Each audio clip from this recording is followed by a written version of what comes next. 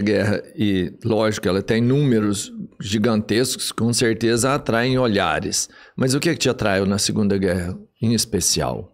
Olha, voltando muito no tempo, acho que para 2010, eu estava na escola, aí uma professora de inglês, ela havia comentado sobre um filme chamado A Queda, As Últimas Horas de Hitler. Eu não sabia nem quem era o diabo, quem era Hitler. Aí joguei uns vídeos no YouTube na época. Eu achei muito impressionante, assim. Quem é esse maluco que tem 300 mil pessoas saudando esse cara? Fui ver o filme, achei interessante esse tema, mas deixei isso muito mais na perspectiva da curiosidade que qualquer outra coisa. Aí passou um tempo, e eu lembro, nunca me esqueci disso, estreou no National Geographic um documentário chamado Redescobrindo a Segunda Guerra Mundial. Eram 6 episódios, onde eles pegavam do começo da guerra, as razões dela ter estourado, até o final, até a derrocada da Alemanha em 45. Eu fiquei fascinado completamente por aquele documentário. São 6 episódios. Eu devo ter assistido cada um daqueles episódios pelo menos 70 vezes. Você acha que o brasileiro ele tem conhecimento do que aconteceu na Segunda Guerra Mundial? Muito vagamente, mas muito mesmo, porque eu gosto de dizer, a Segunda Guerra Mundial é um tema tão amplo. Se você decidir sentar para conversar sobre, vamos falar da participação da Polônia na Segunda Guerra Mundial, você vai ficar 2 anos só nisso. Mas é uma guerra bem documentada, né? Sim, de todos os conflitos que nós temos, é de longe o que mais se deram um trabalho de fazer pesquisa. É o assunto mais escrito do mundo. Todo ano saem dezenas de livros sobre a Segunda Guerra Mundial. O Hitler é a figura mais pesquisada da história do mundo, em todos os sentidos. Sério? Pensamos que ele morreu o quê? Há 80 anos atrás? É uma figura razoavelmente recente, historicamente falando. E ainda assim, o fascínio que ele despertou foi tão grande que incontáveis historiadores, incontáveis pesquisadores, documentaristas, diretores de cinema mergulharam completamente na mente daquele maluco para ver quais eram as motivações dele, por que ele fez o que fez, por que tantas pessoas o auxiliaram para fazer aquele genocídio imenso que ele fez, e por aí vai. Então, é basicamente isso. Em suma, o tema, ele me atraiu porque ele era muito vasto, era muito curioso, na acepção da palavra, assim, uma guerra mundial, uma guerra que aconteceu em praticamente todos os cantos do mundo, fosse envolver o país da América do Sul, da África, da Ásia, guerra no Pacífico, guerra na Europa. Então, o tema por si só, ele é muito fascinante, demais. Então, até hoje, ele desperta meu interesse de maneira absolutamente extraordinária. E tem muita desinformação em cima desse tema? Demais. Por exemplo, o que não falta são comunistas retardados que gostam de afirmar com o peito estufado que quem derrotou os nazistas sozinha foi a União Soviética. Nossa, a União Soviética derrotou os nazistas sozinhos. Isso é uma balela histórica de proporções inacreditáveis. Por quê? Eles existiram, né? Sim, mas por quê? Primeiramente, se não fosse a União Soviética, não teria existido sequer a Alemanha nazista. Por quê? Vamos voltar um pouquinho no tempo. Não dá para você falar da Segunda Guerra Mundial sem você falar da Primeira Guerra Mundial. Não dá para falar da Primeira Guerra Mundial sem voltar ainda mais no tempo. Eu até tinha comentado quando eu vim aqui na última vez. Para você falar de uma coisa que aconteceu ontem, se você quiser entender verdadeiramente as razões, você vai ter que voltar muito no tempo, mas muito, para você conseguir rastrear aquilo. Então, as raízes que vão levar à explosão dessas 2 guerras mundiais acontecem num contexto de uma figura tão ímpar na história quanto o Hitler. Foi Napoleão Bonaparte. Sim. Napoleão Bonaparte foi o maior conquistador do mundo na sua época, desde Alexandre o Grande, conquistou uma vastíssima extensão territorial, só que chegou um ponto que o seu império colapsou. O império de Napoleão colapsa de vez depois do governo de 100 dias na Batalha de Waterloo, lá em junho de 1815. Só que, qual era o contexto disso? Na última vez que eu estive aqui, eu falei longamente sobre a Revolução Francesa, e como a Revolução Francesa criou o mundo que nós temos hoje. Vejam o primeiro episódio do Wallace aqui na nossa casa, vocês vão gostar muito. E o Napoleão não é diferente. Napoleão, por exemplo, ele era grande amigo do irmão do Robespierre. Napoleão, por muito tempo, ele disse que ele estava levando à frente as perspectivas da Revolução Francesa, balela populista pura. Napoleão é uma figura muito mais complexa que isso. Mas, enfim, Napoleão ele criou um pandemônio na Europa. Por exemplo, o Sacro Império Romano Germânico tinha praticamente 1000 anos de idade. O Sacro Império Romano Germânico acaba por causa de Napoleão. Napoleão restaura o período monárquico na França, que havia acabado com a Revolução Francesa, e quando ele cai, volta à monarquia dos Bourbon. Mas por quê? Os países europeus se viram numa situação tão periclitante, onde reis estavam perdendo a cabeça, guerras estavam irrompendo para todos os lados. Então, eles se sentaram, os líderes das principais nações europeias, e falaram: olha, precisamos dar um jeito nisso, precisamos colocar essa situação de maneira mais proba, mais azeitada. Então, eles organizaram uma coisa chamada Congresso de Viena. Começa lá em setembro de 1814. Ele é interrompido durante a Batalha de Waterloo, mas ele acaba lá em julho de 1815. De certa maneira, dá até para dizer que o Congresso de Viena é a semente que vai germinar, mas muito tempo depois, na União Europeia. Eles têm uma ideia de criar um exército europeu para se protegerem. Eles querem restaurar muitas das monarquias que caíram. E eles acreditam piamente que os acordos que eles vão fazer ali serão suficientes para que eles possam impedir guerras tão grandiosas e terríveis quanto as que o Napoleão levou à frente. Só que eles fracassaram tremendamente. Em 16 de outubro de 1853, começa a Guerra da Crimeia. Uma guerra absolutamente esquecida. É uma guerra de otomanos, ingleses e contra o Império Russo. A guerra, uma morte terrível, morre 800 mil pessoas nessa guerra. Depois vem a Guerra Franco-Prussiana, 1870, que é a guerra que cria mais ou menos o que nós podemos chamar de Alemanha. É o surgimento do segundo Reich germânico. O primeiro Reich é o Sacro Império Romano Germânico, e o segundo Reich é o governo que Bismarck ergue junto com o Wilhelm I. Tudo bem, estamos em 1870, Europa, uma convulsão social absurda. O que nós conhecemos como Alemanha era muito mais convencionalmente a se chamar na época como o Reino da Prússia. A Prússia tinha outros reinos à sua volta, falante alemão, mas a Prússia era o reino principal.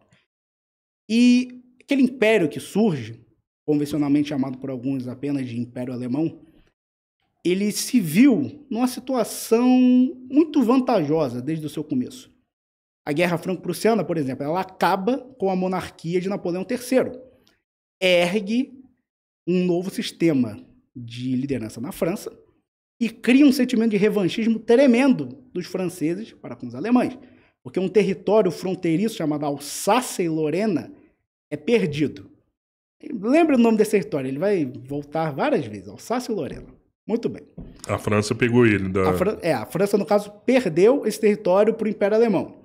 Tá. E o Império Alemão, para se consolidar, ele invadiu vários países. Ele invadiu a Dinamarca, ele invadiu a França, uma parte da Polônia formava esse Império Alemão, a Áustria também. Então, Noruega. Era uma confusão assim terrível. Agora nem lembro exatamente se a Áustria fazia parte, mas enfim. Então, uma vastíssima porção territorial. E eles tinham muita influência. As décadas foram passando e começou um sentimento de que era preciso se rearmar de maneira muito altiva. E agora estamos num período de... É um tipo de guerra muito diferente que está sendo construído nesse período. Não é mais aquele tipo de guerra que o Napoleão fazia, onde dois exércitos vão se encontrar no campo de batalha, quem vencer essa batalha sai praticamente quase como vencedor da guerra. Não, é um tipo de guerra muito mais ampla, que vai envolver muito mais soldados e uma guerra com perspectivas industriais. Já tinha ocorrido, podemos chamar de primeira guerra industrial do mundo, que foi a Guerra Civil Americana. Enfim, chegamos no século XX, especialmente Inglaterra e Alemanha começam um rearmamento naval imenso. Até quem é pego no meio dessa brincadeira é o Brasil.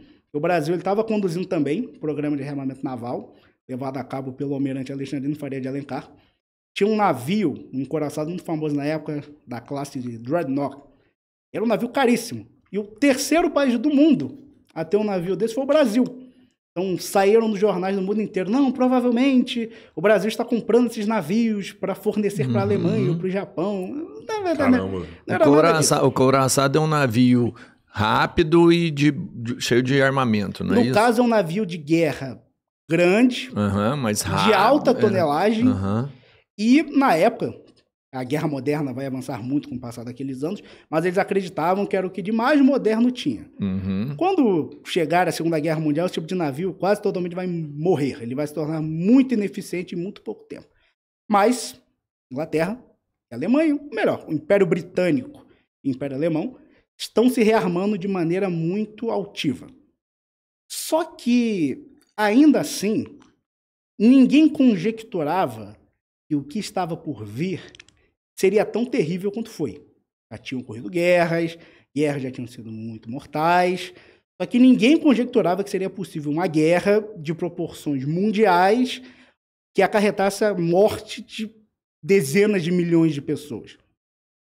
Só que era um barril de pólvora a Europa, em vários sentidos. Ela precisava de alguém para acender aquele pavio. Os países, quando chegamos, por exemplo, em 1914, estão quase à beira da convulsão social. Por quê? Aquelas nações, elas tinham um sistema de alianças que praticamente proporcionaria o que nós vamos ver na guerra. Porque, por exemplo, se o Império Russo viesse em socorro da Sérvia, o Império Austro-Húngaro declararia guerra aos russos. Os austro-húngaros eram aliados dos alemães e, consequentemente, declarariam guerra a eles. Os franceses eram aliados dos britânicos. Uhum. E os britânicos eram inimigos dos alemães e os franceses também por conta da derrota na Guerra Franco-Prussiana. Então, eventualmente, caso a Alemanha invada a França, ela também está declarando guerra à Inglaterra. Então, tudo estava pronto para virar um pandemônio de imensas proporções. E por que a guerra ela vai se tornar mundial tão rápido? Porque só o Império Britânico comandava o Canadá, comandava a África do Sul, comandava a Austrália, comandava a Índia. Então, se você está declarando guerra ao Império Britânico, você já está declarando guerra a um império que tem países em praticamente todos os continentes. Então, consequentemente, já poderia se chamar de uma guerra mundial em pequena escala. O estopim para esse pandemônio começar é a morte do herdeiro do Império Austro-Húngaro, o Franz Ferdinand. Ele morre em 28 de junho de 1914. Ele é assassinado por um membro do movimento de resistência da Sérvia. Isso cria uma situação absolutamente periclitante. Durante todo o mês de julho são feitas conversas, são feitos debates, mobilizações militares, até que finalmente a guerra explode. Explode, como eu citei, esses países tinham várias alianças entre si. Mas essa morte foi usada como pretexto para começar a guerra. Porque, como eu disse, esses países, essas, vamos dizer, as principais nações, vamos colocar aqui de um lado. De um lado está o Império Russo, a França e a Inglaterra, o Império Britânico. Do outro lado estaria o Império Alemão, o Império Austro-Húngaro, o Império Italiano, Reino da Itália, melhor dizendo. Só que aí vai ter uma coisa engraçada, quando a guerra explodir de fato, a Itália vai mudar de lado e vai pro lado da Inglaterra e da França. Uhum. Mas a Itália, na segunda, ela era do lado da... Na segunda, só que na primeira ela luta contra a Alemanha. Sim. Só que as consequências da Primeira Guerra vão ser um dos principais motivos que fazem a Itália se aliar à Alemanha na segunda. Mas isso já é outra coisa. Eu perguntei essa questão de estopim porque a Segunda Guerra Mundial ela teve um estopim, né, que foi a morte de um embaixador ali. Ali começa o ataque dos alemães na Noite dos Cristais, né, se não me engano. Se eu estiver errado, Não, depois você me corrige. A Noite dos Cristais é em 1938, a Kristallnacht. No caso, aquilo ali foi praticamente a deflagração de guerra definitiva dos nazistas contra os judeus. Sim. Porque, no caso, já existiam há alguns anos as leis de Nuremberg, que impediam relações entre alemães e judeus. Os judeus não eram praticamente mais considerados cidadãos alemães. Uhum. Mas vamos nos ater rapidamente aqui à Primeira Guerra. Beleza. Então, o que acontece? A guerra explode, só que rapidamente a guerra deixa de ser rápida. Ela se torna uma guerra estática, uma guerra demorada, uma guerra custosa e uma guerra que praticamente vai distorcer o tecido social da Europa. Impérios que tinham centenas de anos, gerações de monarcas que haviam comandado países, toda a estrutura social de nações inteiras, quando essa guerra acabar, elas vão sumir. Elas simplesmente vão desaparecer e serem substituídas por coisas tremendamente piores. Sim, a Europa do período monárquico do século XIX tinha falhas absurdas. Vide a quantidade de guerras que explodiram naquele período. Só que aquilo, a história, especialmente das nações europeias, elas razoavelmente caminham para um melhoramento das suas estruturas com o passar das décadas. Mas a ruptura que nós vamos ver com a Primeira Guerra Mundial praticamente vai impelir muitas dessas nações à guerra de novo, porque, como eu disse, as consequências do que vai acontecer aqui na Primeira Guerra Mundial praticamente vai desenhar de novo o cenário de outra guerra. Tanto que muitos historiadores, eles não dizem que existe uma Primeira e a Segunda Guerra Mundial. Eles dizem que é um conflito só que teve uma pausa de... que a Primeira Guerra Mundial acabaria em 1919, seria uma pausa de 20 anos. Mas, enfim, para resumir, porque o nosso tema não é a Primeira Guerra Mundial, a Alemanha, tanto quanto franceses e ingleses, vão ficar paralisados durante meses nas trincheiras da frente ocidental. Pouco tempo não, né? Depois de alguns anos de guerra, o Império Russo dos Romanov vai entrar em convulsão social total, porque começa a Revolução Comunista do Lenin. Revolução essa que, olha que ironia, olha a história cheia de loucura. Uma das nações que ajuda a financiar a ida do Lenin até a Rússia, para propagar a sua revolução, é a Alemanha. A Alemanha auxilia o Lenin no seu intento. Se ele soubesse o que ia acontecer 20 anos depois. Enfim. Então, o Império dos Romanov colapsa. E lá em março de 1918, vale até ressaltar, os soviéticos só vão se estruturar mesmo lá para 1922. Mas o Lenin já tinha controle do que podemos considerar as partes industriais mais relevantes da Rússia. Ele não comandava a Rússia inteira, mas ele comandava aquilo que era mais importante. O exército branco monárquico ainda vai lutar há muito tempo, mas o que importa estava sob o controle do Lenin. Ele queria encerrar a guerra contra as potências ocidentais para se focar em destruir os seus inimigos dentro da própria Rússia. Então ele assina um dos acordos de paz mais idiotas de todos os tempos. Se tivesse sido implementado de vez, teria levado a futura União Soviética à bancarrota antes mesmo de começar. É o Acordo de Molotov? Não, é o Pacto de Brest-Litovsk, que basicamente encerra a guerra entre alemães, austro-húngaros e russos e dá para a Alemanha o controle de territórios como a Ucrânia, Estônia, Letônia, que tinham... os dados variam um pouco, mas pelo menos 1/4 do poderio industrial russo foi passado numa canetada para o Império Alemão. E na hora que a Alemanha... As pessoas esquecem isso. A Alemanha derrotou a Rússia na Primeira Guerra Mundial. História de o exército russo invencível, de que nunca é derrotado ninguém. Pura balela. A estratégia russa em guerras é o famoso moedor de carne. Eu vou jogar milhões de soldados em cima de você. Eu tenho 10 milhões e você tem 2. Você vai matar 8 dos meus, mas vão sobrar 2 meus no final. Enfim. Então, a Rússia sai do conflito, ela vai resolver suas próprias questões da Revolução Comunista, etc. Então, a Alemanha, ela se sente confiante para colocar um ponto final na guerra. Ela retira seus milhões de soldados da frente oriental e ela lança uma ofensiva gigantesca contra os aliados na frente ocidental, ofensiva de primavera. E eles têm convicção de que isso vai ser o suficiente para demolir todas as defesas da frente ocidental. Só que não. No final das contas, eles conseguem muito mais vitórias táticas do que vitórias definitivas.